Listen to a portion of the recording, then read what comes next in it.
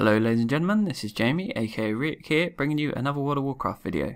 This time we're looking at how to obtain the reins of the Vitreous Stone Drake in the Stone Core. It's from the second boss, Slabhide, and this is just how to get to it as a level 90. So obviously this was a level 83 dungeon, I do believe, and you can do it on normal or heroic to get the mount, so it makes sense to do it on normal just because it's a little bit easier. The mobs don't hit as hard, they're not as high a level, you know, they don't have as much HP. All that good stuff, so it makes it a lot easier to farm it. So as a tank, as I have to do this on my DK, because it doesn't matter now what character you do it on, it binds to all your characters, so you might as well do it on the character you find the easiest to do it with, and I find it easiest to do it on DK because obviously you've got your diseases and you can just AoE everything, you know, apply your diseases to it and then carry on.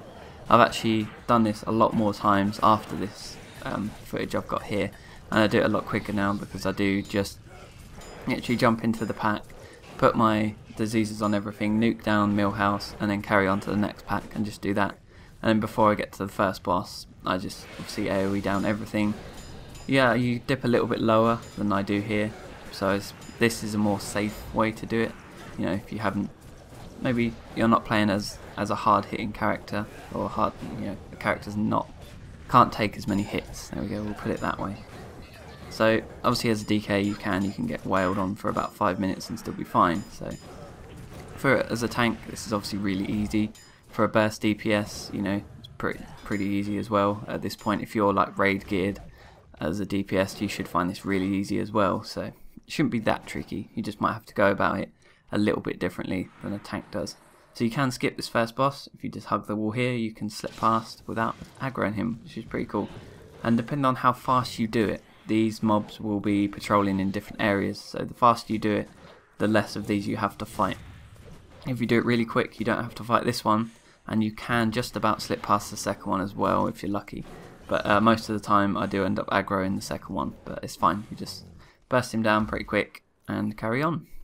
So there's not much trash to get to Slabhide. Obviously it's the trash going up to the first boss, and then it's just 2 of these giants. If you take it a bit slower, the quicker you go, you know, you can dodge the first one 100%, but this one sometimes is a bit tricky to dodge. So his patrol is, you know, in a tight enclosed corridor, so it's difficult to get past without aggroing him.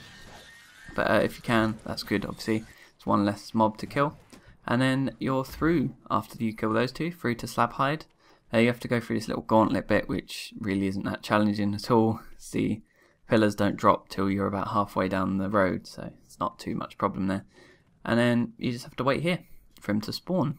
And he's a really simple boss fight. If you've never done him before, then obviously you're new to WoW, or you're just never interested in endgame, or you're a PvPer maybe.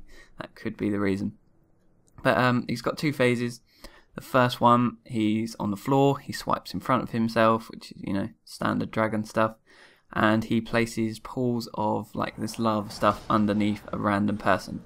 Obviously because you're on your own, it's always going to be under your feet, so just move out the way. You can see like the ground starts to like vibrate kind of thing and rumble, and then he pops it up underneath, so you just move out that. It's like dust kicks up as you see there, and then it spurts about the ground, so it's quite easy to see. For some reason I didn't dodge that one, but I think from here on I used my brain and actually managed to dodge them, which is quite cool.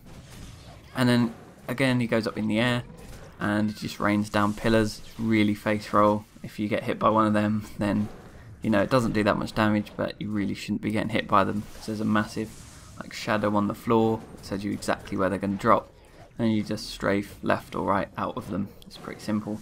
So as you can see, you know, they generally aren't near you as a tank. You know, it's for the ranged, it's something for them to dodge during the fight generally. But because I'm here on my own, it's pretty simple.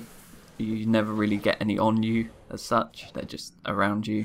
So it's pretty easy overall. And again, as a tank, you barely take any damage in this. If you've got a pet, maybe a warlock, something like that, then you probably won't, you know, you get your pet to tank it. So there, I kill the boss, and it doesn't drop, unfortunately. But yeah, if you take that portal at the end there, obviously you can get right back to the entrance, you can run out, reset it quick, and run back in. One more thing, the Drake is a 0.36% drop rate on Wowhead, so it's pretty damn rare. And if you get it, then you're extremely lucky. So good hunting, and I will see you next time. Goodbye for now.